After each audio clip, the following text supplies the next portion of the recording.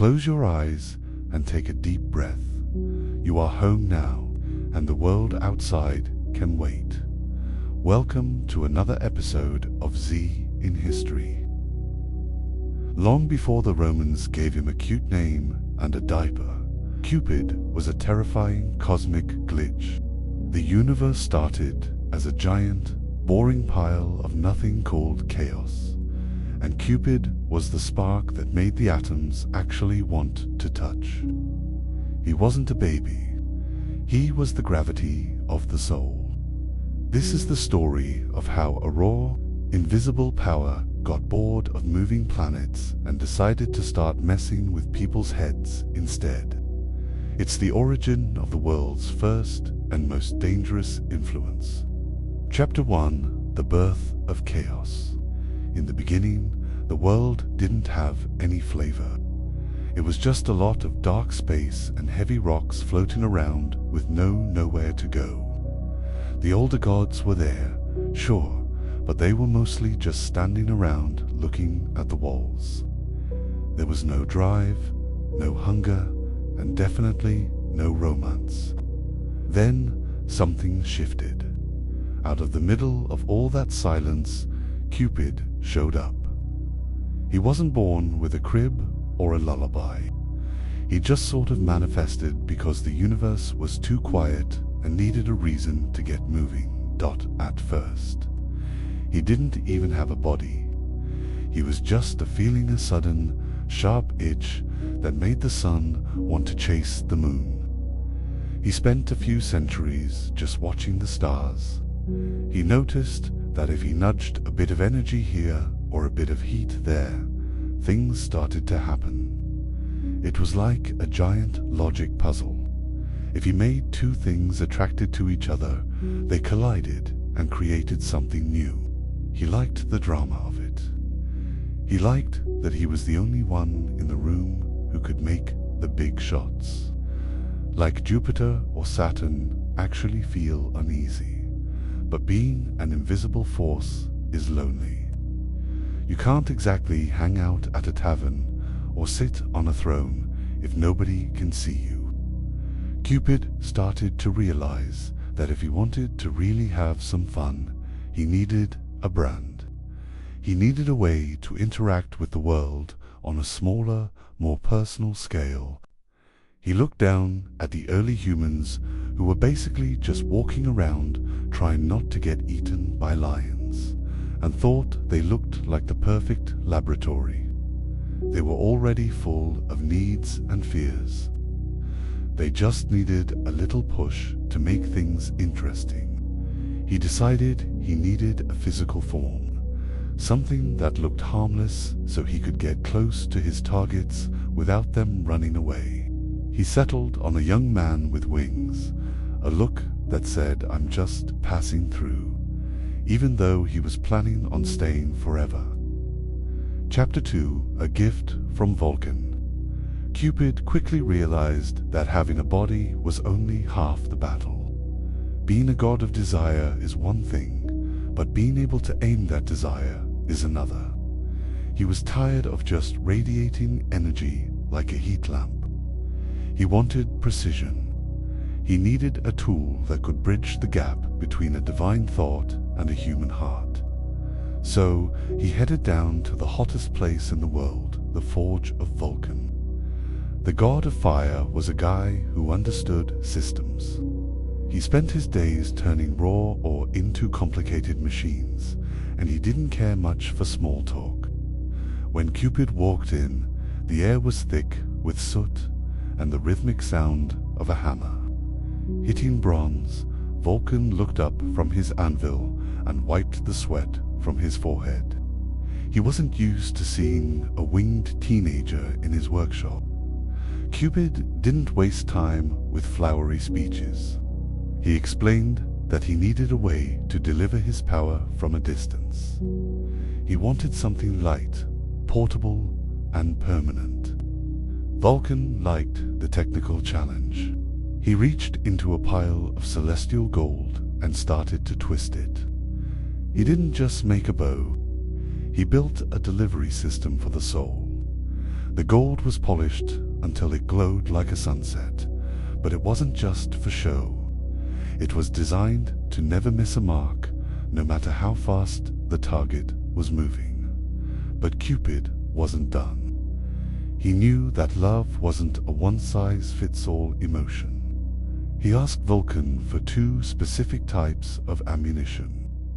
The first set of arrows was tipped with heavy, gleaming gold. These were designed to make a person's heart feel like it was overflowing. It was the yes arrow. The second set, however, was tipped with dull, cold lead. These were for the opposite effector: sudden, sharp feeling of disgust and the urge to run away. It was a binary system: gold for attraction, lead for repulsion. Vulcan handed over the quiver, and for the first time, Cupid felt like he had a real job. He walked out of the forge and tested the weight of the golden bow. It was perfect. He wasn't just a wandering spirit anymore. He was an archer with a plan. He looked at the arrows and realized he held the power to build empires or burn them down, all based on who he decided to pair up. He didn't need to be the strongest god in the room if he could control who the strongest gods fell in love with.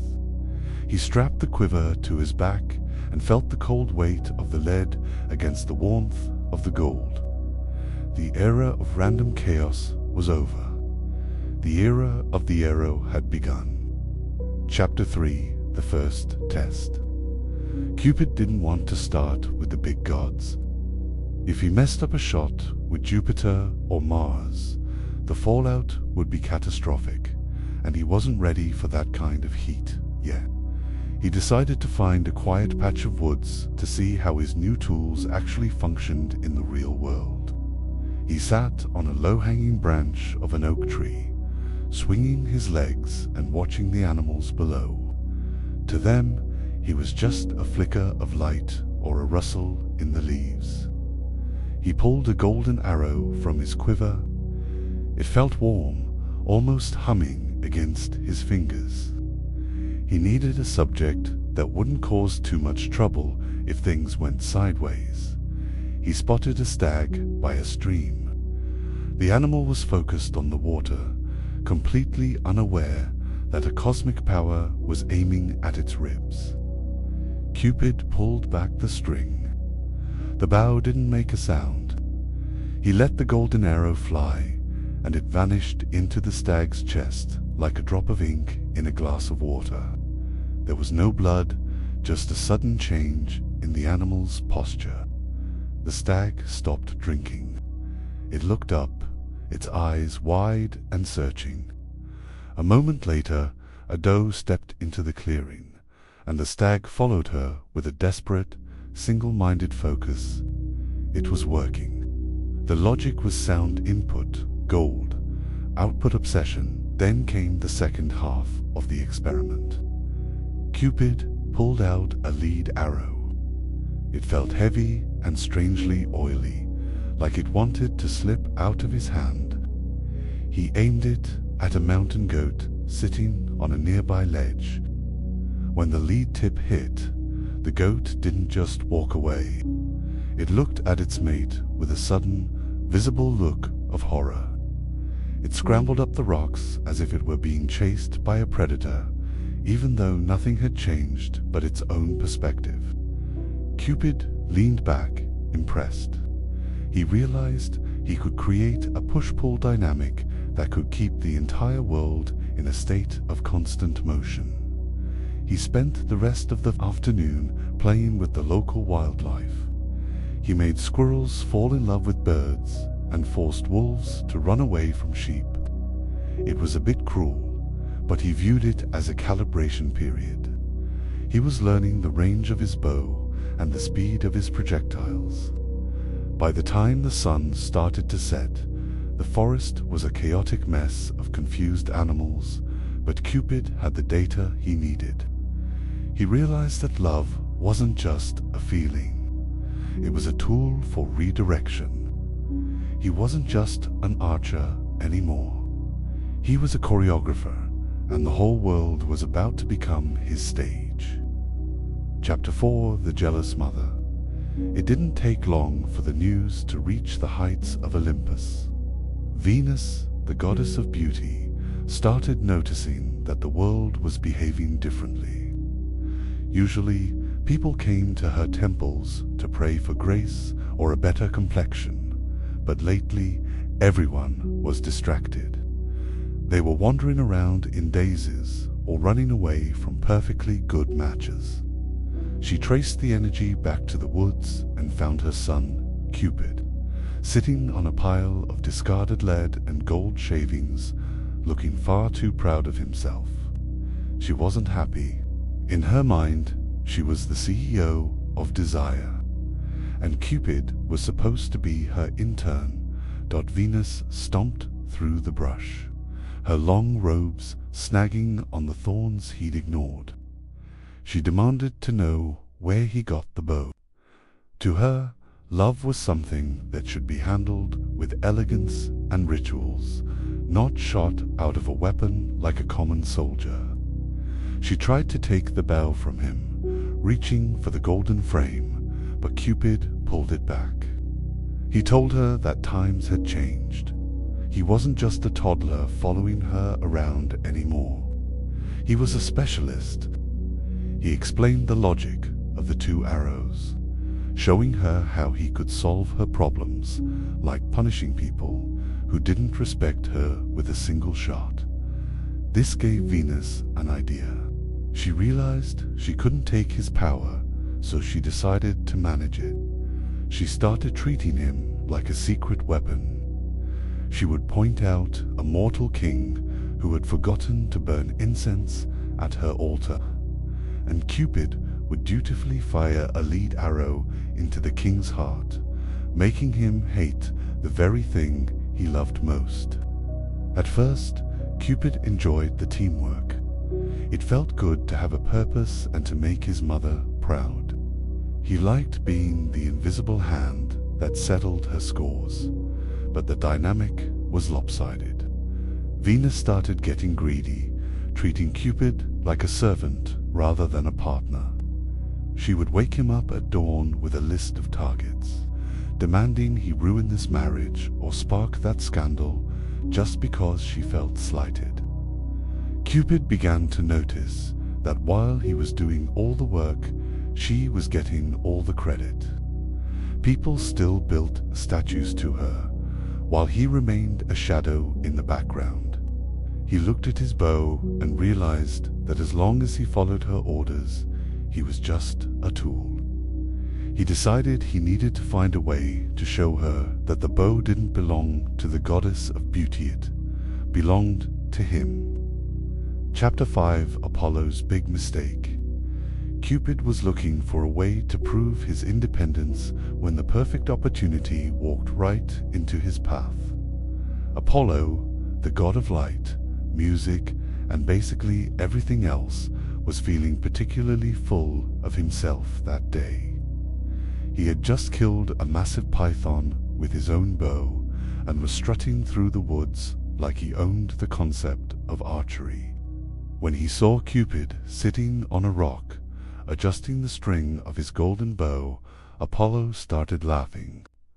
He told Cupid that a kid shouldn't be playing with manly toys. He mocked the small size of Cupid's arrows, calling them toothpicks compared to the heavy shafts he used for hunting monsters. Cupid didn't get angry. He didn't even stand up. He just looked at Apollo with a calm, analytical expression. He realized that Apollo saw the world in terms of physical strength and direct violence, but he didn't understand the logic of the mind. Cupid told him that while Apollo's arrows might kill a snake, his own arrows could pierce the very thing that made Apollo tick. Apollo just rolled his eyes and walked away, dismissing the winged boy as a nuisance. It was a massive mistake. Cupid didn't need to be bigger than Apollo. He just needed to be more patient. Cupid waited until Apollo was in a public place, feeling high on his own glory. Then he went to work. He didn't aim for Apollo's chest. He aimed for his ego. He pulled out 2 arrows, one gold, one lead. He saw a nymph named Daphne nearby, a girl who valued her freedom more than anything. Cupid took a deep breath and let the first arrow fly, hitting Apollo right in the center of his pride. Suddenly, the god of light wasn't interested in music or hunting anymore. He was obsessed. He felt a desperate, illogical need to possess Daphne, as if his entire existence depended on her saying yes. Then, Cupid fired the lead arrow at Daphne. The effect was instantaneous. As soon as she saw Apollo, she didn't see a handsome god. She saw a terrifying, suffocating threat. The system was now in motion. Cupid sat back and watched as the most powerful, logical god on Olympus turned into a bumbling, desperate mess, chasing a girl who would rather turn into a tree than talk to him. Cupid realized that by controlling what people wanted, he could make even the brightest light flicker and fade. He wasn't just a god with a bow. He was the god who owned the gods. Chapter 6: The Laurel Tree. Cupid watched from the safety of a cloud as the mess he created played out on the ground. Apollo, who usually spent his days being the coolest guy in the room, was now sprinting through the brush, shouting poetry and begging Daphne to stop. It was a complete breakdown of logic. On the other side, Daphne felt a physical weight in her chest from the lead arrow. To her, Apollo's voice sounded like scraping metal. She didn't care that he was a god or that he was handsome. The lead told her that he was a predator, and she needed to get out. The chase went on for miles. Cupid noticed how the modern world doesn't really have a version of this kind of exhaustion. Today, if you want to avoid someone, you block their number or move to a different city. But for Daphne, there was nowhere to go but forward, through thorns and over rocks, until her lungs felt like they were on fire. She finally reached the banks of her father's river and made a desperate choice. She didn't ask to be saved. She asked to be changed. In an instant, her skin turned to bark and her hair sprouted into leaves. She became a laurel tree, rooted to the spot and forever out of reach. Apollo arrived a second too late. He threw his arms around the trunk, but he wasn't hugging a woman anymore. He was hugging wood, even though the golden arrow was still doing its work, forcing him to love her. The reality of the situation was cold and hard. He decided to make the laurel his sacred tree, wearing a wreath of her leaves on his head as a permanent reminder of his failure. He went from being the god of victory to the god of a very loud, very public heartbreak. Cupid landed softly on a branch of the new tree. He looked at the laurel leaves and then at the miserable god sitting at the roots. He felt a strange mix of satisfaction and heavy realization. He had proven his point. His tiny toothpick arrows were more powerful than any monster-slaying weapon. But he also saw that his power didn't have a cancel button. Once the arrow hit, the system ran until it hit a wall. He started to realize that being the most powerful person in the room meant he was also the most dangerous. He wasn't just playing a game anymore. He was changing the landscape of the world, one heartbreak at a time. Chapter 7: The God Who Is Feared. After the Apollo incident, the atmosphere on Olympus changed. Before, the other gods treated Cupid like a pet or a minor annoyance. Now, when he walked into a room, the conversation stopped. They watched his hands to see if he was reaching for his quiver. Even Jupiter, the king of the gods, started acting a bit more polite. It was a weird shift. Cupid realized that being powerful also meant being isolated. He wasn't invited to the parties anymore because everyone was terrified. They would wake up the next morning in love with a rock or their worst enemy. Jupiter eventually called Cupid into the main hall for a meeting. The king of the gods tried to play it cool, sitting on his massive throne with a lightning bolt resting nearby. He told Cupid that he needed to tone it down. He explained that the gods were supposed to be the ones in control, and having a winged teenager running around rewiring their brains was bad for the brand. Jupiter tried to use his dad voice, threatening to take away the bow if Cupid didn't start following a strict set of rules. He wanted a permit system for every arrow fired. Cupid didn't flinch. He looked at Jupiter and reminded him of all the times the king himself had snuck down to Earth to visit mortal women. He pointed out that Jupiter hadn't done those things because he wanted to. He did them because a golden arrow had already hit him. Cupid explained the system. He wasn't creating the desire, he was just directing the flow. If Jupiter tried to take the bow, the desire wouldn't disappear, would just become unguided chaos again. It was a logical stalemate. Jupiter realized that he couldn't fire the god of love without crashing the entire system of the universe. Cupid walked out of the hall with his head held high. He had successfully stood up to the boss of the world. But as he looked down at the mortals on Earth, he felt a new kind of pressure. He realized that if the gods were afraid of him, he was truly on his own. He had the power to make anyone do anything, but he didn't have anyone he could trust. He started to understand that fear is a very cold way to live. He had the bow and he had the arrows, but he still didn't have a place where he actually belonged. Chapter 8: Organizing the Hearts. Cupid decided that if he was going to be the one in charge of the world's emotions, he needed to stop being so random. He moved into a quiet space between the clouds and started to treat his job like an architect would. He realized that love shouldn't just be about causing scenes or pranking gods. It was the glue that held human societies together.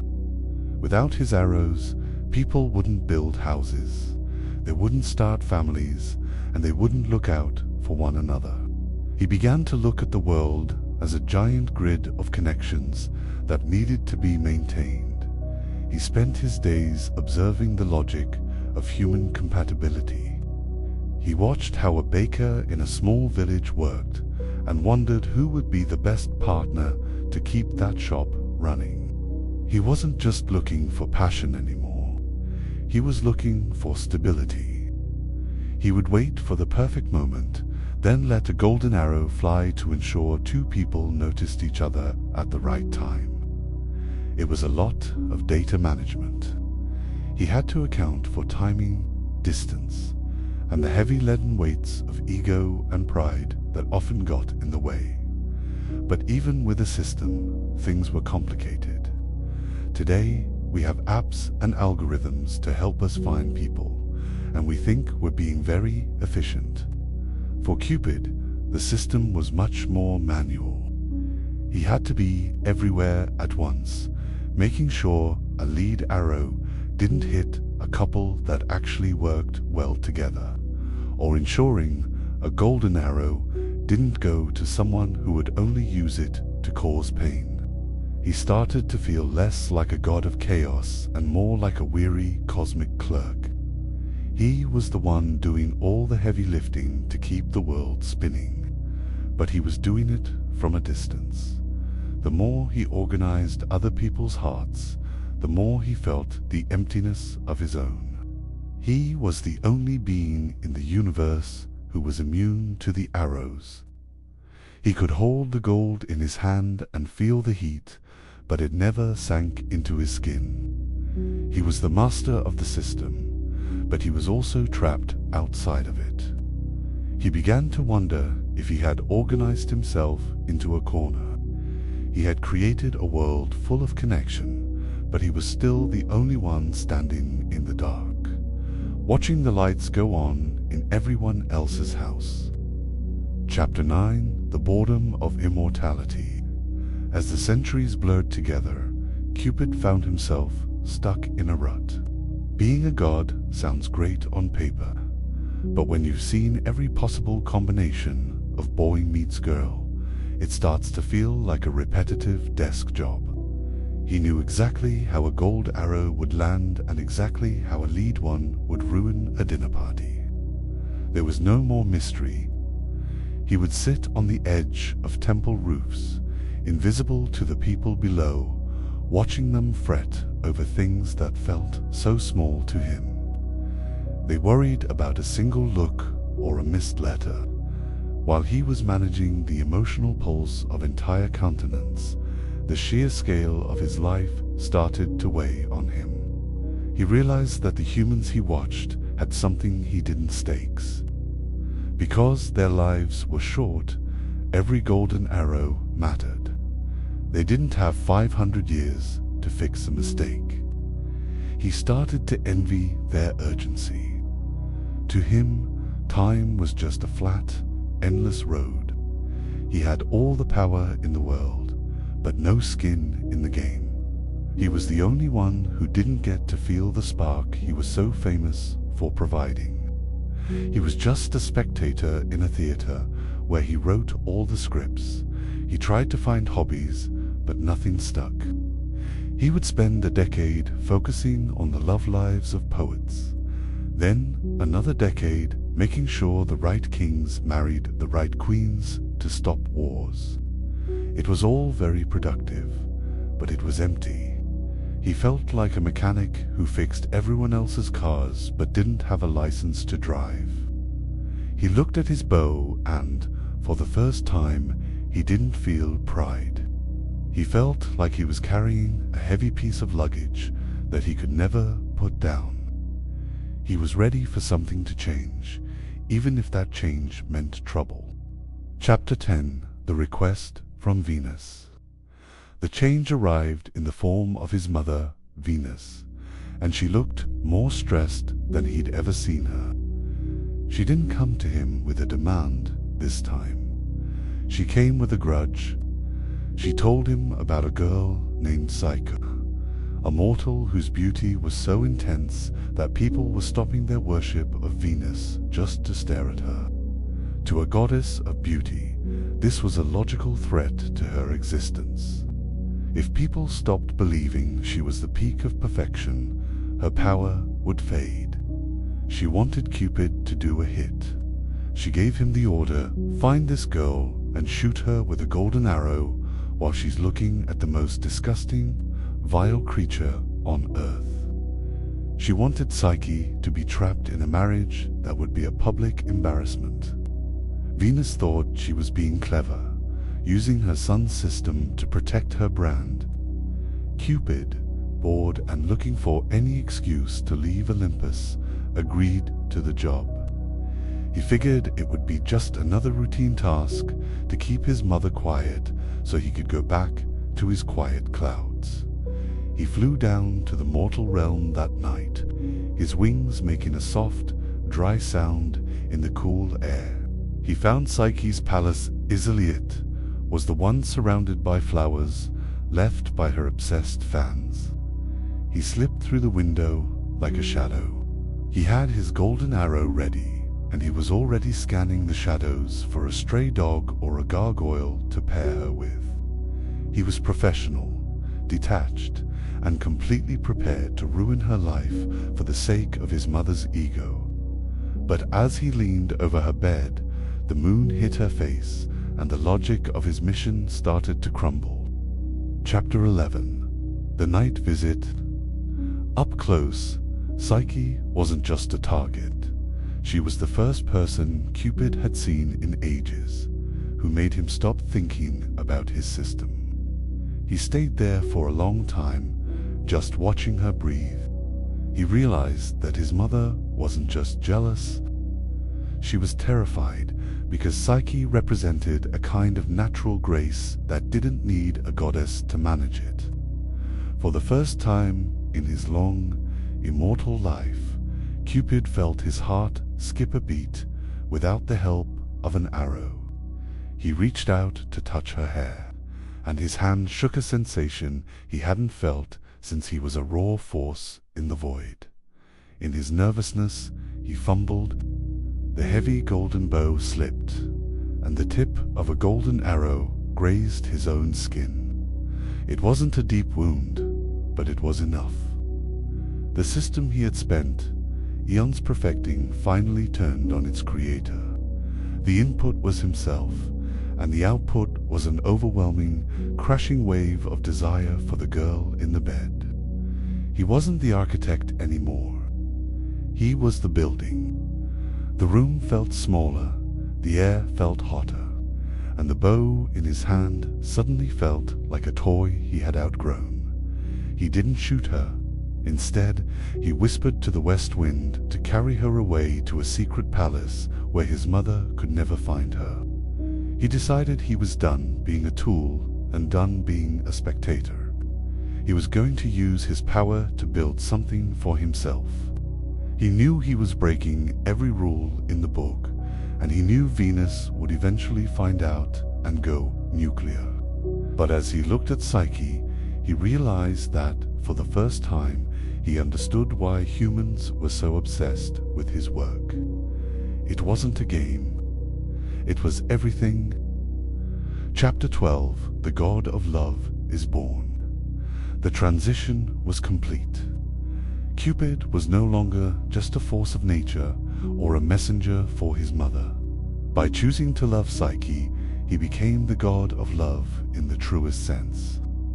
He realized that love isn't just a golden arrow that hits you from the outside.